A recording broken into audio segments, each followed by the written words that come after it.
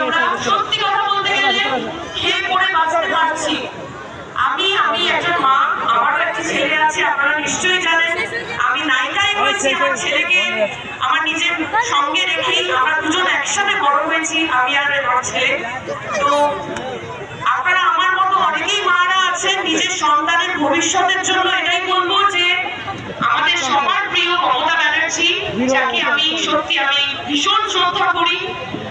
আমার খারাপ টাইমে ভালো টাইমে উনি আমাকে আশীর্বাদ করেছেন, সবসময় আপনারা করেছেন। এটাই বলবো যে তার পাশে থাকবেন।